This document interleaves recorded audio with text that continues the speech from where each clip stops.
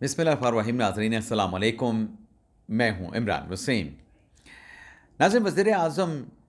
शहबाज शरीफ ने पाकिस्तान तहरीक इंसाफ के साथ मुज़ाकरात के लिए कमेटी तश्कील दे दी और इस कमेटी को पाकिस्तान तहरीक इंसाफ की जानिब से वेलकम भी कर दिया गया। इस वेलकम के बाद जो अगली हैपनिंग हुई है नाज़रीन, उसमें स्पीकर अयाज सादिक ने दोनों कमेटियों को, हुकूमती कमेटी को और पाकिस्तान तहरीक इंसाफ की कमेटी को, कल 11 बजे अपने चैम्बर में बुला लिया है। यानी आप ये कह सकते हैं कि मुज़ाकरात के हवाले से पाकिस्तान तहरीक इंसाफ की और हुकूमत की जो पार्लिमानी कमेटी है, उसकी कल स्पीकर कौमी असम्बली अयाज सादिक के चैम्बर में पहली इनफॉर्मल बैठक होने जा रही है। अब मैंने इनफॉर्मल बैठक क्यों कहा, इसकी नाज़रीन वजह है। लेकिन आप ये देखें कि अगर खुदा करके मुज़ाकराती कमेटियां बनी हैं और ये कल मुज़ाकरात के लिए पहली बैठक भी करने जा रही हैं, लेकिन पाकिस्तान तहरीक इंसाफ में क्या चल रहा है?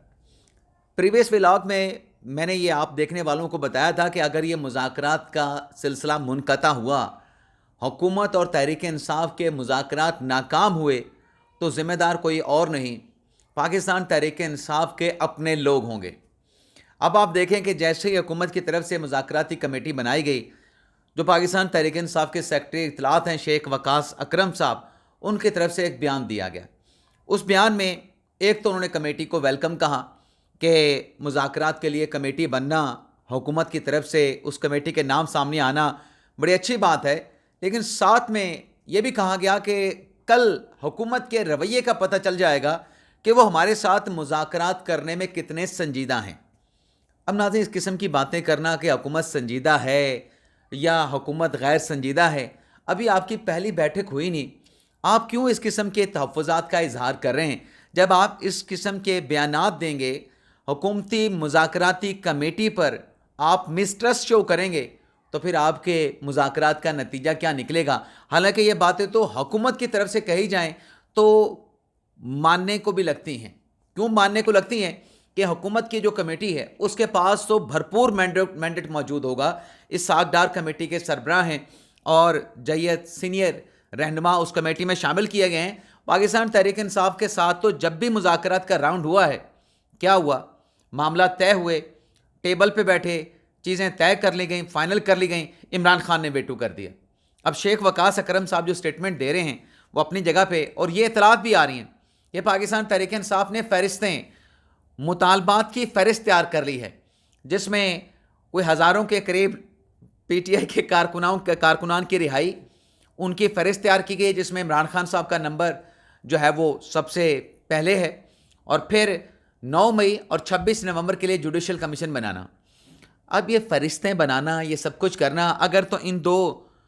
डिमांड्स के ऊपर मुज़ाकरात करने हैं तो फिर अभी लिख लें। जैसे मैंने कहा कि ये मुज़ाकरात नाकाम होंगे तो फिर इन मुज़ाकरात को नाकाम ही समझें। अगर आपने डिमांड रखनी है, अगर आपने सिविल नाफरमानी की तलवार हुकूमत की गर्दन पे लटकानी है, तो ये मुज़ाकरात हो नहीं सकते। सबसे बेहतर बात नाज़रीन अगर किसी ने की है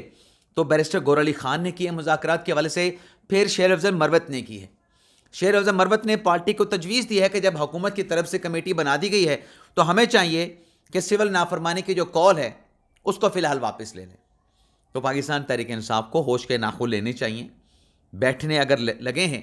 हुकूमत के साथ, हुकूमत आपके साथ, तो उससे कोई रास्ता निकालें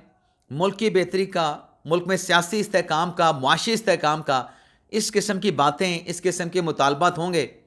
तो फिर नुकसान ही नुकसान है, और उसमें ज़्यादा नुकसान आपका है और फिर उससे ज़्यादा बानी पीटीआई इमरान खान साहब का है। अब शेख वकास अकरम साहब ये जो स्टेटमेंट दे रहे हैं कि हुकूमत की संजीदगी का कल पता चल जाएगा, चलें पता चल जाएगा, लेकिन आपके बारे में तो पता चल गया। शेख वकास अकरम के बारे में अब खबर नाज़रीन ये आ रही है कि उनके खिलाफ सरकारी ज़मीन को हथियाने का मुकदमा दर्ज कर लिया गया है। कहाँ दर्ज हुआ है? फैसलाबाद डिवीज़न में। उनके अपने इलाके चनियोट या जो भी उनका आबाई इलाका है वहाँ झंग में यह मुकदमा दर्ज किया गया है। और इल्ज़ाम क्या है कि झंग शहर के वस्त में इंतहाई कीमती अराज़ी जो कि मतरूका वक्फ अमलाक की ज़मीन थी, सरकारी ज़मीन थी, उस पर शेख वकास अकरम साहब ने कब्ज़ा किया। पहले वो ज़मीन कब्ज़ा करके अपने फ्रंटमैन के नाम ٹرانسفر کروائی اور پھر فرنٹ مین سے وہ زمین جو ہے شیخ وقاص اکرم صاحب نے اپنے نام منتقل کر لی اور یہ 50 کروڑ سے زائد کی 50 کروڑ سے زیادہ کی زمین بتائی جاتی ہے، شہر کے وسط میں ہے. یہ میں نہیں کہہ رہا ناظرین، یہ باقاعدہ جو مقدمہ درج ہوا ہے director anti corruption establishment Punjab Faisalabad کے قمر خالد محمود، انہوں نے باقاعدہ طور پر پریس کانفرنس کی ہے کہ جناب یہ زمین کے اوپر قبضہ کیا گیا ہے. اس پر انہوں نے کہا کہ ہم نے مقدمہ درج کیا ہے اور فردر کارروائی بھی کرنے جا رہے ہیں، اور اس میں اور بھی کچھ لوگ دو سیاسی اہم شخصیات ملوث ہیں. تو یہ شیخ وقاص اکرم صاحب کا اپنا گھیرا جو ہے اینٹی کرپشن پنجاب نے جو ہے وہ تنگ کر دیا ہے. ابھی الزام لگے گا کہ یہ سیاسی مقدمہ ہے، سیاسی طور پہ ہراسمنٹ کی جا رہی ہے، لیکن اینٹی کرپشن کے ڈائریکٹر کا کہنا ہے کہ یہ سیاسی نہیں، یہ پیورلی جو زمین ہے سرکار کی متروکہ وقف املاک کی، اس پہ قبضہ ہوا ہے اور اس کا انہوں نے کچھ ریکارڈ بھی دیا ہے، منی ٹریل بھی دی ہے کہ یہ زمین کس کے نام تھی، اس کو کیسے دی گئی تھی، اور پھر اس کے اوپر قبضہ کیسے ہوا، اگر ٹرانسفر کیسے ہوئی، اور ٹرانسفر ہوتے ہوتے شیخ وقاص اکرم کی فیملی تک کیسے پہنچی. یہ ساری ڈیٹیل انہوں نے اپنی پریس کانفرنس میں بتائی ہے. ایک ناظرین یہ معاملہ ہو گیا. اس کے علاوہ ناظرین فواد چودھری صاحب، جنہیں کل پاکستان تحریک انصاف سے اب نکالنا کہنا ہے، لیکن برحال یہ اسٹیٹمنٹ ضرور دے دیا گیا کہ پاکستان تحریک انصاف سے یا فواد چودھری کا پاکستان تحریک انصاف سے کوئی تعلق نہیں، کوئی واسطہ نہیں، اور میڈیا پر بیٹھ کے اگر وہ پاکستان تحریک انصاف کو ریپرزینٹ کرتے ہیں تو وہ پاکستان تحریک انصاف کو ریپرزینٹ نہیں کر سکتے، کیونکہ وہ پاکستان تحریک انصاف میں ہے ہی نہیں. یہ ناظرین پہلے تو اسٹیٹمنٹ دیا اڈیالہ جیل کے باہر ایڈوکیٹ شعیب شاہین صاحب نے، پھر بیرسٹر گور علی خان صاحب نے بھی اس کی انڈورسمنٹ کر دی کہ بالکل فواد چودھری صاحب کا ہماری جماعت کے ساتھ کوئی تعلق نہیں. اب ناظرین اس معاملے پر جو فواد چودھری کو لا تعلق کیا گیا کہ پاکستان تحریک انصاف کے ساتھ ان کا کوئی لینا نہیں، کوئی دینا نہیں، وہ تو پارٹی کے ممبر ہے ہی نہیں، اس پہ فواد چودھری صاحب کا ری ایکشن آیا ہے. فواد چودھری صاحب نے ایک تو پاکستان تحریک انصاف کی جو موجودہ قیادت ہے اس کو کمپرومائز کہا، اور پھر فواد چودھری صاحب نے یہ سوال اٹھایا کہ یہ سلمان اکرم راجہ جو کہ وکیل ہیں، ان کا پاکستان تحریک انصاف کے ساتھ کیا تعلق ہے، وہ کون سے پاکستان تحریک انصاف کے پرانے کوئی ورکر یا کوئی رہنما ہیں. اور پھر شعیب شاہین پہ بھی الزام لگایا، شعیب شاہین پہ بھی سوال اٹھایا، لطیف کھوسہ پہ بھی سوال اٹھایا کہ یہ لوگ کون ہیں، تحریک انصاف میں شعیب شاہین اور لطیف کھوسہ کون ہیں. لیکن آج جو سخت بات شعیب شاہین صاحب نے کی، اس میں نے کہا کہ پی ٹی آئی والے کمپرومائز ہیں، ان کی قیادت، اور یہ عمران خان کو جیل میں رکھنا چاہتے ہیں اور اپنی پارٹی بنا رہے ہیں، یعنی خان صاحب کو جیل میں رکھے، یہ پاکستان تحریک انصاف کو چلانا چاہ رہے ہیں، اپنے طور پہ چلانا چاہ رہے ہیں، یہ فواد چودھری صاحب نے کہا. اور یہ انہوں نے ایکس کے اوپر پوسٹ کی. لیکن آگے چل کے ناظرین انہوں نے کہا جو ایک مخبر والی بات ہے، اب کسی پارٹی میں مخبر ہونا، کسی پہ یہ مخبر ہونے کا الزام لگنا، اس کا مطلب یہ ہے کہ آپ غدار ہیں، آپ عمران خان کے ساتھ غداری کر رہے ہیں، آپ پاکستان تحریک انصاف کے ساتھ غداری کر رہے ہیں. تو فواد چودھری صاحب نے کہا کہ وہ کون ہے آئی بی کا انفارمر جس نے حالیہ دنوں میں پاکستان تحریک انصاف میں شمولیت اختیار کی ہے، وہ ایجنٹ کے طور پہ تحریک انصاف میں اس نے شمولیت اختیار کی، اور وہ اڈیالہ جیل کے باہر آ کے یہ کہتا ہے کہ فواد چودھری کا پاکستان تحریک انصاف کے ساتھ کوئی تعلق نہیں. اب ناظرین کس کی بات کی ہے فواد چودھری صاحب نے کہ مخبر کون ہے؟ باہر آ کے تو اعلان شعیب شاہین صاحب نے کیا تھا، اور شعیب شاہین صاحب وہ نام ہے پاکستان تحریک انصاف میں کہ اس سے پہلے شیر افضل مروت صاحب بھی اسے پارٹی کا غدار کہتے رہے، پارٹی کا مول کہتے رہے. شیر افضل مروت بھی شعیب شاہین صاحب کو، شعیب شاہین صاحب نے تب خاموشی اختیار کی، لیکن اس کے نتیجے میں شیر افضل مروت صاحب کی اور ان کے خلاف پارٹی میں ایکشن ہوا، ان کو شوکاز نوٹس دیا گیا، اور پھر وہ جا کے مروت صاحب نے صلح کر لی بیرسٹر گور صاحب کے ساتھ. تو وہ اس طریقے سے معاملات ہوئے. لیکن فواد چودھری صاحب کا یہ کہنا ہے کہ سیاسی تقسیم کو کم کرنا پڑے گا، اور اگر سیاسی تقسیم کو کم نہ کیا گیا تو اس صورت میں یہ جو لوگ ہیں یہ اپنے ذاتی مفادات کے لیے نہ صرف ملک بلکہ عمران خان کی سیاست کو بھی تباہ کر دیں گے. تو کل کے اس فیصلے کے بعد اور عمران خان صاحب کے فیصلے کے بعد جو اعلان شعیب شاہین صاحب نے کیا کہ عمران خان صاحب کا فیصلہ ہے کہ فواد چودھری کا تحریک انصاف کے ساتھ کوئی تعلق نہیں، آج اس پر فواد چودھری صاحب نے اپنا رد عمل دیا ہے. اب ناظرین آ جاتے ہیں کہ عمران خان صاحب کا 2 دن میں فیصلہ اور بانی پی ٹی آئی کے خلاف 2 گواہ تیار، 2 نئے گواہ تیار۔ ناظرین، عمران خان صاحب کے خلاف جو توشہ خانہ 2 کا ریفرنس ہے، شاہ رخ ارجمن صاحب کی عدالت میں مقدمہ چل رہا ہے، اس میں ناظرین ہوا یہ کہ بانی P T I Imran Khan اور بشرا بی بی صاحبہ کل عدالت میں پیش ہوئے، بلکہ بشرا بی بی صاحبہ تو کل اے ٹی سی کی عدالت میں بھی پیش ہوئیں، اور 32 مقدمات میں ان کی ضمانت سرنڈر کرنے پر جو ہے ان کا جو نوٹس تھا وارنٹ گرفتاری کا وہ واپس لے لیا گیا۔ لیکن اس کیس میں ناظرین 2 گواہ عمران خان کے خلاف پیش کیے گئے، ایک کابینہ کے افیسر کیبنٹ ڈویژن کے میسم پیش ہوئے، ایک اسٹیٹ بینک کے افیسر ملک ماجد پیش ہوئے۔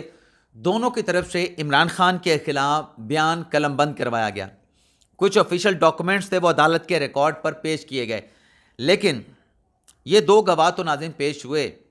اس کے ساتھ ساتھ آئندہ تاریخ جو کہ 26 دسمبر کو مقرر کی گئی ہے توشہ خانہ 2 کیس کی سماعت کی، اس میں ناظرین 2 مزید گواہان کو عمران خان کے خلاف بلا لیا گیا ہے۔ لیکن یہ جو 2 گواہ ہیں جو کہ ایک کیبنٹ ڈویژن کے آفیسر تھے، ایک اسٹیٹ بینک کے آفیسر تھے، اس میں ناظرین عمران خان صاحب کے وکیل کوسین فیصل مفتی اور ارشد تبریز نے جو ہے وہ،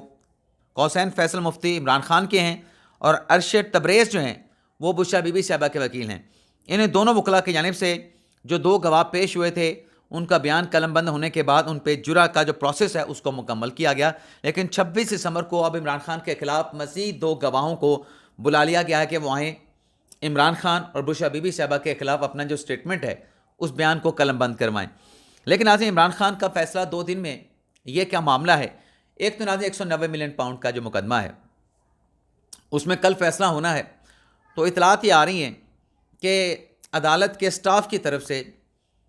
فری کین اور فری کین کے وکلاء کو آگاہ کر دیا گیا ہے کہ کل فیصلہ اناؤنس نہیں کیا جا رہا، اگلی تاریخ فیصلے کی کیا ہوگی، یا کوئی بات کوئی سوال پوچھنا رہتا ہے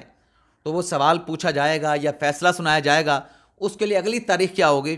کل G11 کمپلیکس میں، جوڈیشل کمپلیکس میں، وہاں پر جج صاحب بیٹھیں گے، ناصر جاوید رانا صاحب، اور وہ متعلقہ فری کین ان کی لیگل ٹیم کو اگلی تاریخ کے حوالے سے آگاہ کر دیں گے۔ لیکن عمران خان کا فیصلہ 2 دن میں ہونا یہ ایک اور معاملہ ہے۔ یہ ناظرین معاملہ ہے GHQ حملہ کیس میں، جس میں عمران خان سمیت 116 ملزمان پہ فرد جرم عائد کی جا چکی ہے، اور وہ مختلف فیزز میں ہوئی ہے۔ پہلے فیز میں کوئی 80 لوگوں کی، پھر باقی کوئی 23 لوگوں کی، پھر 10 لوگوں کی، کل 3 لوگوں کے اوپر چارج شیٹ کیا گیا۔ اب اس میں ناظرین ہوا یہ ہے کہ جو عمران خان کو چارج شیٹ کیا گیا، بانی پی ٹی آئی کے وکلاء کی طرف سے ایک نئی درخواست جو عدالت میں دائر کی گئی کہ تو عمران خان صاحب پہ جو آپ نے فرد جرم لگائی ہے اس میں آپ نے قانونی پروسیجر کو پورا نہیں کیا، قانونی تقاضے پورے نہیں کیے گئے، تو لہٰذا اس روز 5 دسمبر کو جب عمران خان پہ فرد جرم لگائی گئی، اس دن کی تاریخ کی جو عدالت کی CCTV فوٹیج ہے وہ CCTV فوٹیج فراہم کی جائے۔ تو کل عمران خان صاحب کی اس درخواست کے اوپر عدالت میں سماعت ہوئی، امجد علی شاہ صاحب نے سماعت کی، عمران خان صاحب کے وکلاء نے آرگومنٹ کیے، پروسیکیوشن کی جانب سے بھی دلائل دیے گئے،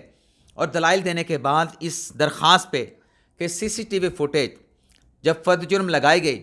عمران خان پہ اور باقی ملزمان پہ، کیا اس کی CCTV فوٹیج عمران خان اور باقی فری کین کو فراہم کرنی ہے نہیں کرنی، یہ ناظرین فیصلہ منگل کے روز ایکسپیکٹڈ ہے کہ 2 دن کے بعد، آج ہم اتوار میں بیٹھے ہیں،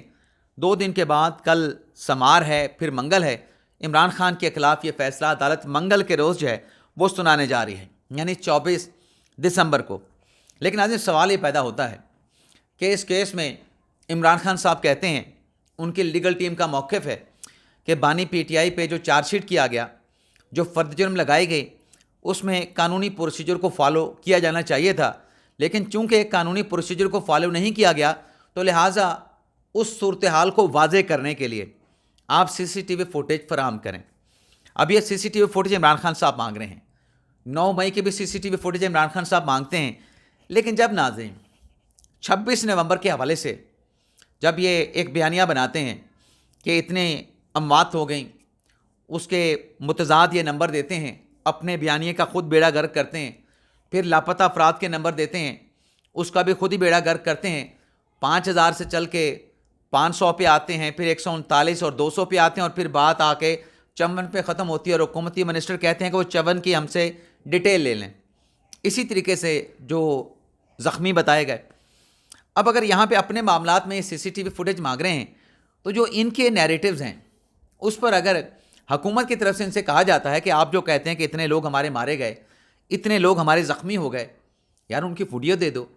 آپ پشاور سے اسلام آباد تک چلے، آپ نے ایک لمحے کی فوٹیج جو ہے، ایک لمحے کی آپ نے فوٹیج بنائی، تو اس کی فوٹیج بھی دے دو. تو حکومت اگر ان سے فوٹیج مانگتی ہے، ان سے ویڈیو مانگتی ہے، اگر یہ مانگ سکتے ہیں، حکومت اگر ان سے ویڈیو مانگ لے تو پھر اس کے اوپر چیخیں کیوں نکلتی ہیں، چیخیں کیوں اٹھتی ہیں، چیخیں کیوں نکلتی ہیں؟ اجازت چاہتے ہیں ناظرین. اللہ حافظ.